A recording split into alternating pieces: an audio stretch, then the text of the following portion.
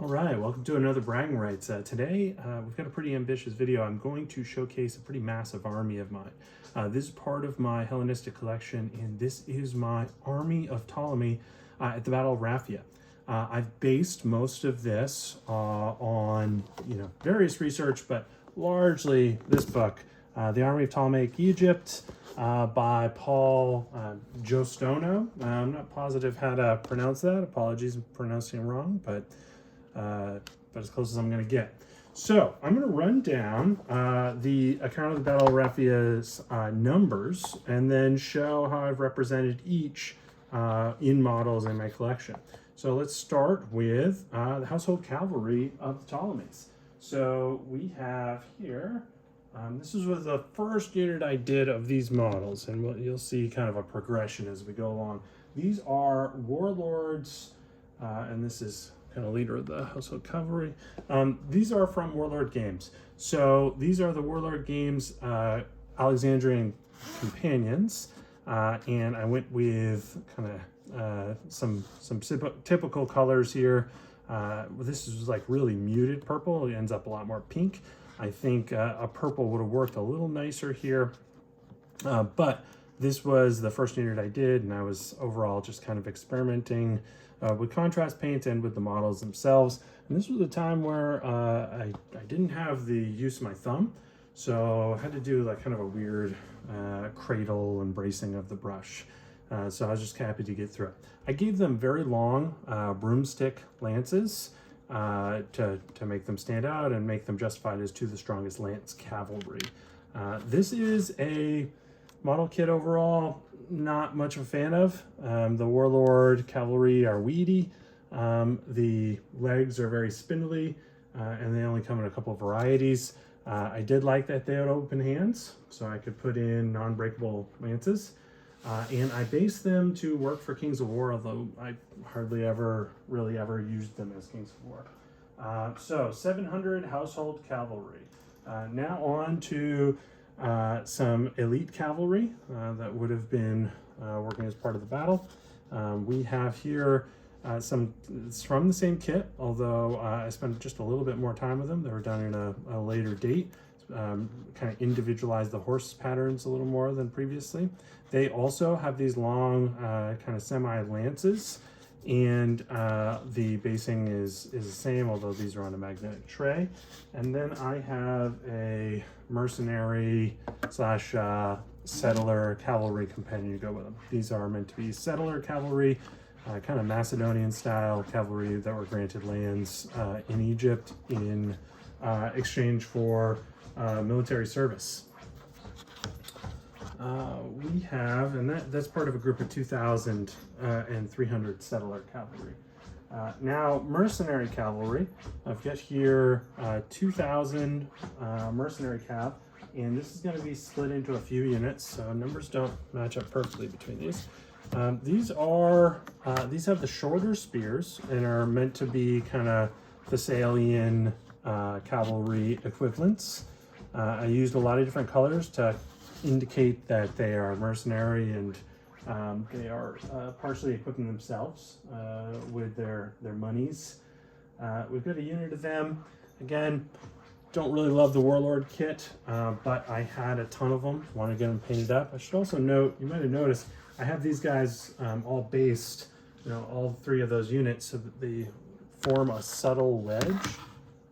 So that for games that support a wedge, I can have them like that, and when they've lost web formation, I can just swap the back and front ranks, and now they're suddenly not in wedge. There's some Thracian mercenary cavalry that would have been present as well, as there were foreign mercenaries at Raphia on both sides. So these are from Relic Miniatures, which I really like, and I think they scale very nicely with the Warlord cavalry, and I prefer them to the Warlord cavalry. However, they don't scale too well with all manufacturers because they are a little on the small side compared to other manufacturers. So I really like using them. Very high quality miniatures. I just have to be careful where I use them and how I mix them in. So here's a unit of Relic, again, Galatian cavalry with Relic shield designs. I messed up the shield designs. Don't judge them. I used the wrong scalpel on those, and I haven't gone back to redo it yet. I did use some cloth patterns here and there, and I did blue and gold, which I add to most of what I paint nowadays for obvious reasons. And now some more cavalry. That these ones fit neither the pure mercenary, foreign mercenary, nor the settler. These are Cyrenaican cavalry. Hope I'm pronouncing that right. These guys are kind of dual duty for me. I use these guys not only as Cyrenaican, but I also use them as Carthaginian cavalry or Libyan cavalry where I need it. So I use shield designs also that kind of support both, and Kyrene's symbol is often like this large flowering plant. So palm tree was pretty close to that, so I went with that, and then some maritime and horse designs as well. I really avoided using the Carthaginian symbol of, I think it might be Baal, which is the kind of looks like the ladies' room symbol. These are, I'm going to mess this up, but I think these are Mysian cavalry from Ionian Turkey, and they're just also can be just thought of as generic Eastern Tarentine style cavalry. Victrix kit, of course, with heads from the Greek hoplite kit.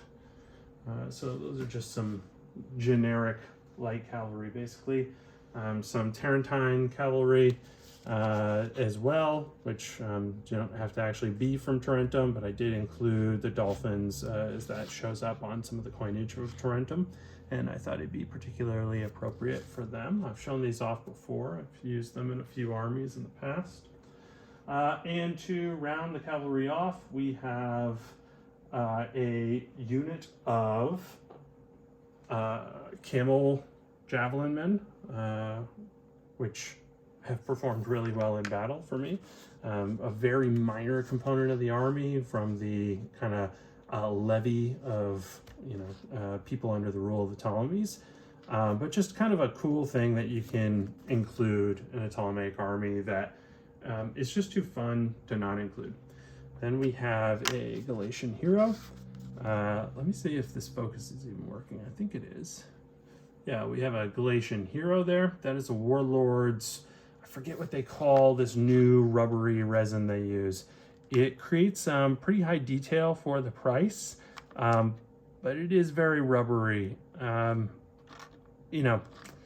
don't love working with this material, but this guy has held up pretty well. So I guess that's a positive review in one sense.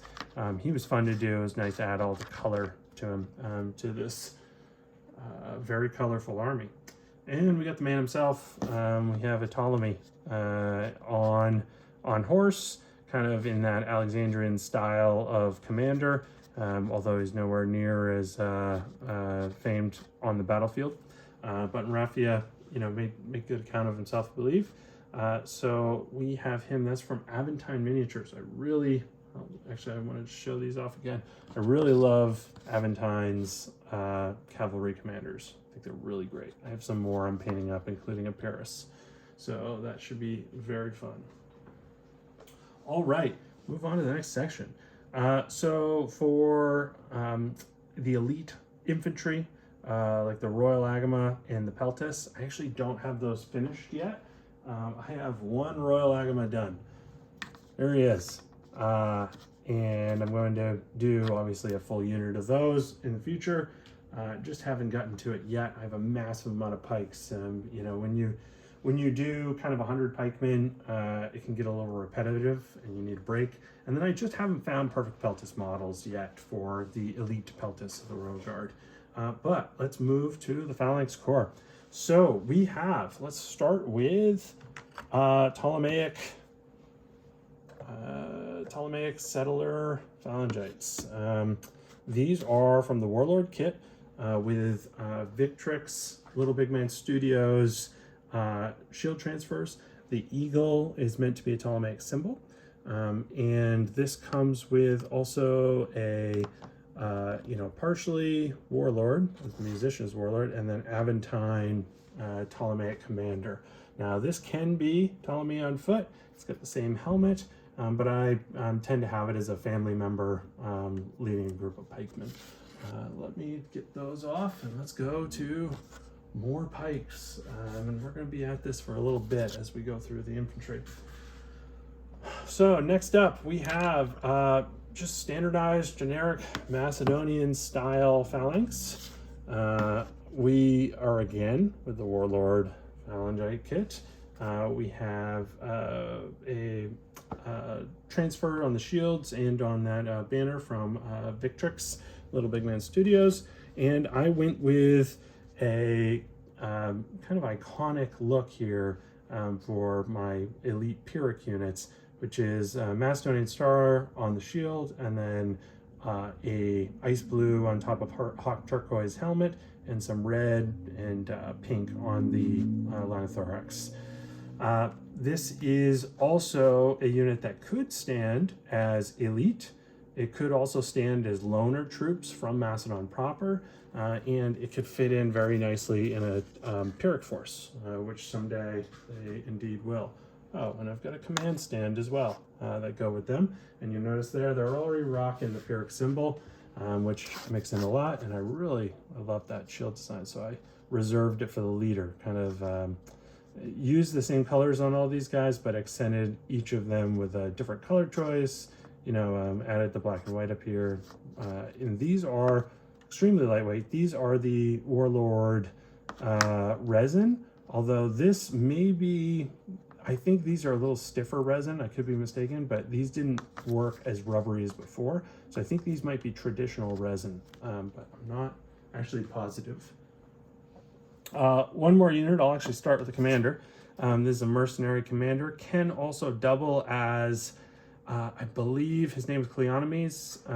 He was a Spartan mercenary general who went into southern Italy and fought with and on behalf of Tarentum, and I just use him as a generic mercenary commander here. Now we have the mercenary phalanx. Each of these guys is an individual, highly individualized colors and shields, and that was intentional. I wanted them to have a cohesive yet personalized look. So I created distinct color combinations on all the linothorax and undercolors and helmets, and tried to make sure that it worked with the shields. And I really like how this unit came out. This can be fielded as kind of elite style mercenaries or regular mercenaries, or it could be settler phalangites as well. So pretty cool. And again, all Warlord and the resin command on those guys. And I should say this little stand is from Gorgon Miniatures. I really like Gorgon for their Greek lines. They're kind of chunky boys, work really well with Aventine, and just, you know, you're always looking for variety when you're doing an army this large and you're repeating a lot of choices.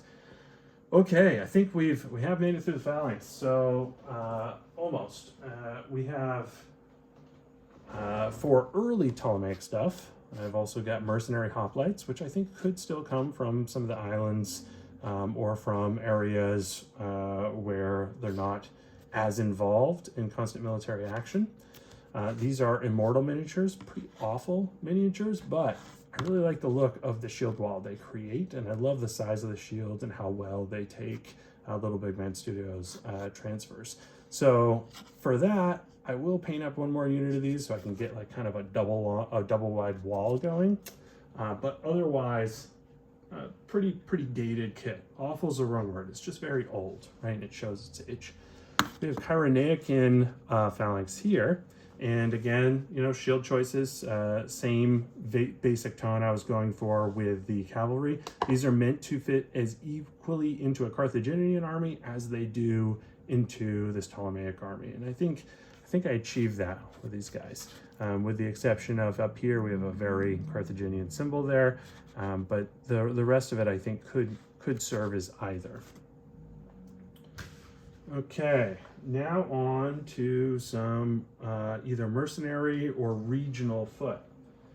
So one of near and dear to my heart, Lycian Lycian spearmen with javelins.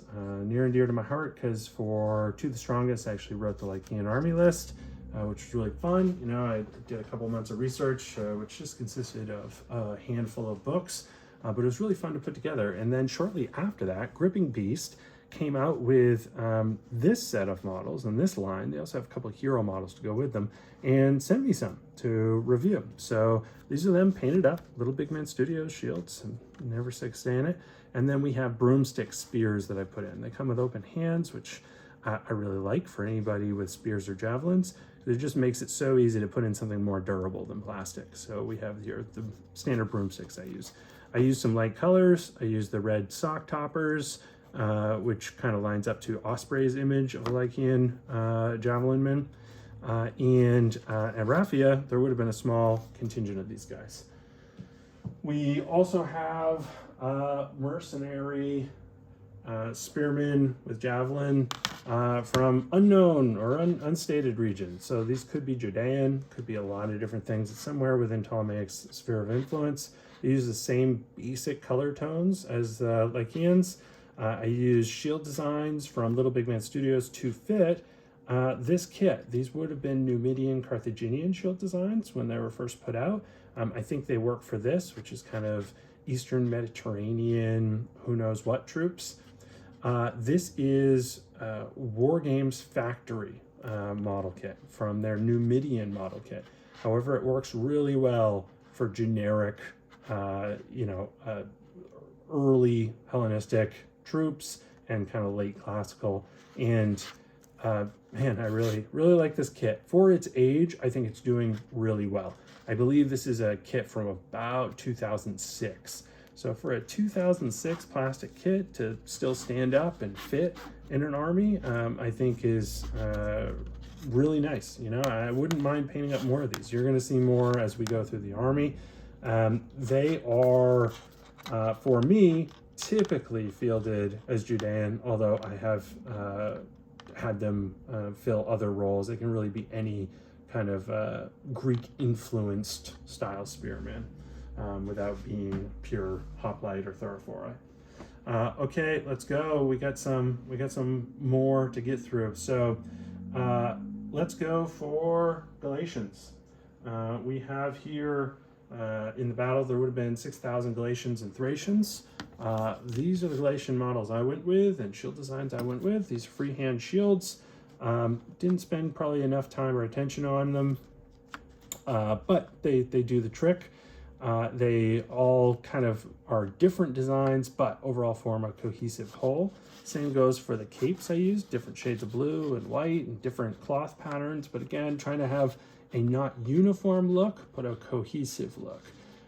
These are from the, I think they're called like Gaul Fanatics kit from Victrix, with some head swaps from a couple of other kits, and they're meant to be just armed with a various supply of things. I think typically I would field them as either a kind of auxilious spearman type of stats, or I would field them as straight up warriors.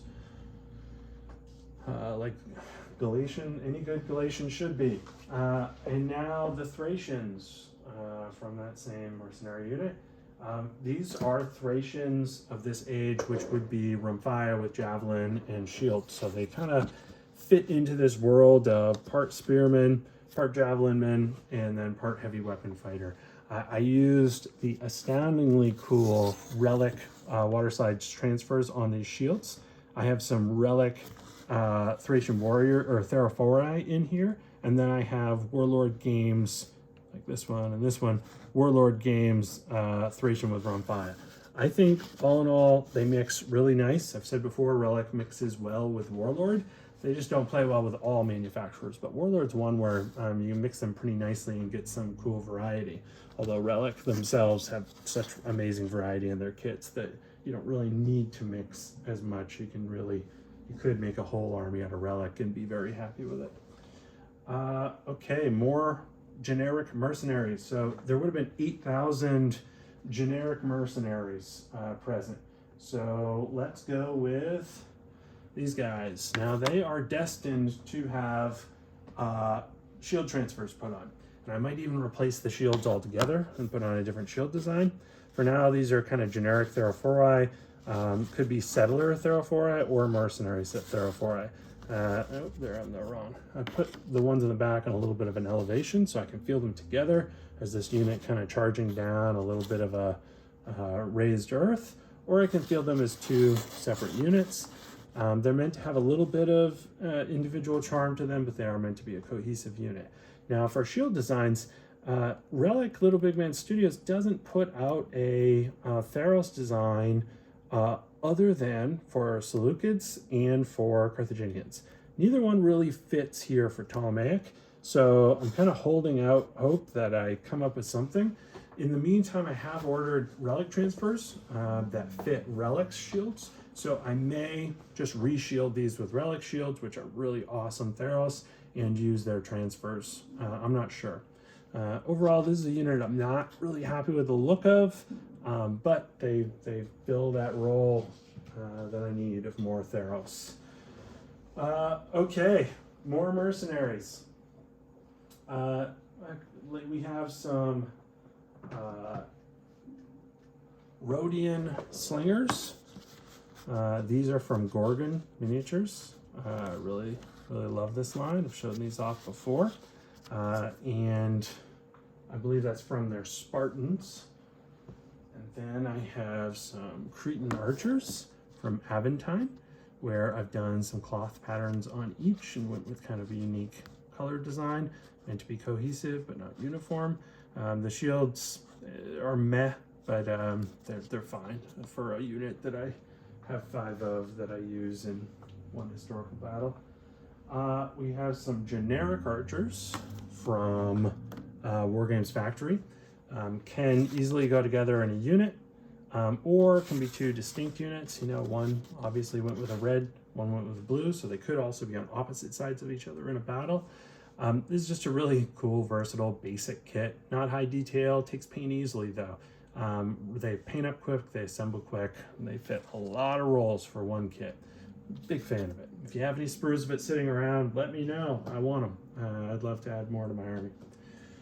More from that same kit, we have some generic javelin men.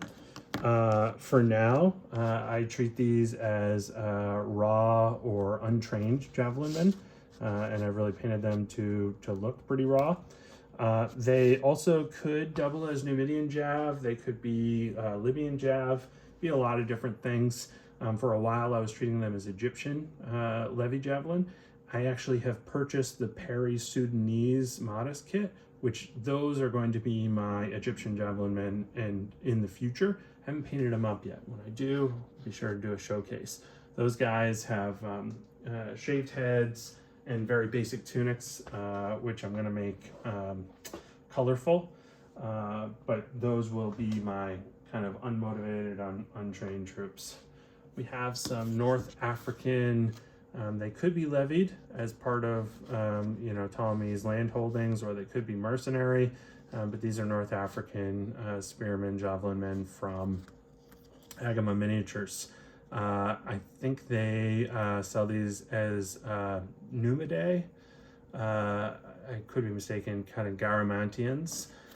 Pretty awesome models. I wish they had a little more variety. I would have liked a fourth pose here to help visually break them up. I did bend a couple arms to help that and like shape some angles of arms too.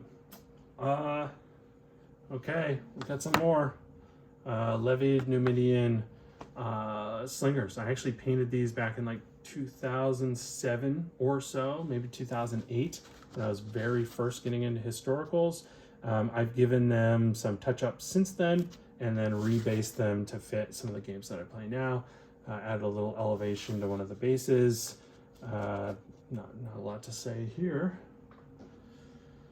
Okay, so we've made it through. I don't yet have the Royal Agama, and I don't have yet Royal Peltis. So we got 3,000 Agama not present, 2,000 Peltis, don't quite have yet.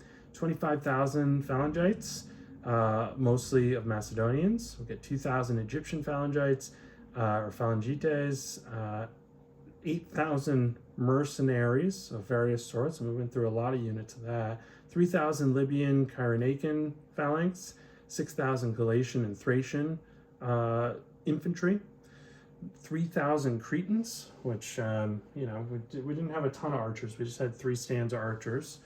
And then finally, rounding it all off, and this is where some of the Neo-Cretans would have ended up as well, we have our elephants. Now, I'm going to start off with my Indian unarmored elephant screens. These are mix of manufacturers, actually. They're Aventine elephants, Aventine back riders, but the mahouts are actually from Relic. I really like Relic's mahout kit. I am using them more and more. I'm prepping a unit right now that has them. Each of these would individually be pulled off to be a screen. Sometimes Indian elephants are the proper thing for a Ptolemaic battle. Sometimes actually African elephants are more appropriate.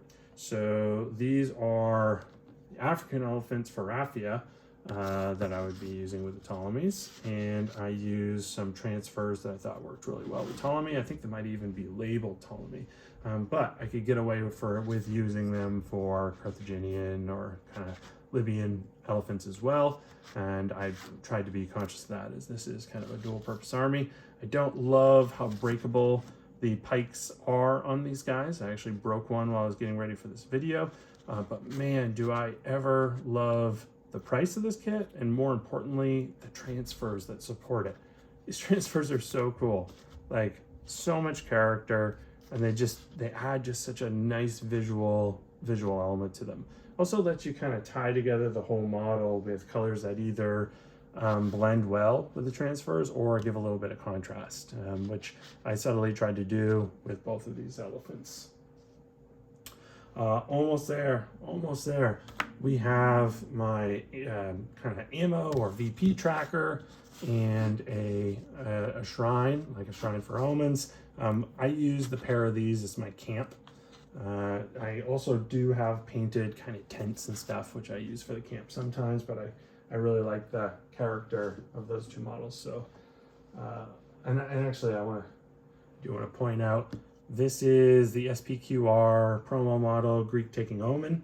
I've just got an upturned shield with some Games Workshop Blood for the Blood God in there, some Victrix shields, and this guy is Claudius, kind of the Claudius from Gorgon. Up here we have a no-name manufacturer, kind of Russian or Ukrainian, 54 millimeter generic Greek gods. This came as like a very cheap, it's the type of thing that you kind of buy in a souvenir shop, but I thought it worked pretty well as a statue. We did it. This is the final set of units. Now Raphia, I don't know that this is appropriate. I don't think it is. Raphia would have had 73 elephants. I don't know that any of them were Indian armored elephants, but I've got them painted up nonetheless. So these are warlords elephants, actually from 2 different eras, you know, of warlords manufacturing. So I did notice some kit quality differences. I bought these both as part of kind of eBay mega auctions. It's actually really cheap to get old warlord historical stuff on eBay because they're not as desirable typically as the newer stuff from other manufacturers. So I picked these up on the very cheap. Pretty awesome kit. Very imposing looking elephant. I like the armor, I like the design, I like the giant shields. The crew are okay. They're not amazing, but they're okay. This was a chance for me to use a broomstick spear. Use one over here too. This base I did up with a little more, because in 2 the strongest this would be an escorted elephant, escorted by a couple of Neo-Cretan archers. These are from I think they're called like big men archers from Relic. Relic has a line of chunkier guys, and I picked up a couple of units of those, put on some Pyrrhic shield decals. This could be armored Indian elephants for my Pyrrhic forces as well. If you notice, I kind of did some Pyrrhic shield designs on these, and overall, this was a fun little fun little elephant to paint. Takes paint very easily, assembles extremely easily. I actually have on my painting table right now Aventine Indian elephant and a full set of Aventine unarmored phalanx and armored phalanx that I will be doing for Pyrrhic forces. So this army, I'll be able to pivot into a Pyrrhic army with the addition of just a few units. And these new ones I'm actually basing all on 25mm rounds. And the reason why is I'm going to use them for Saga, Age of Alexander, and then, or Age of Hannibal and Age of Alexander, and then I'm going to have conversion trays for when I want to use them for To the Strongest or, you know, God forbid, Kings of War. All right, I've gone on for way too long on this one. Thank you very much for sticking with it, and I hope you enjoyed this showcase. And let's see if I can get this focused. Here's the Ptolemy list of forces for Raphia that I base this off of. All right, have a great week. Bye.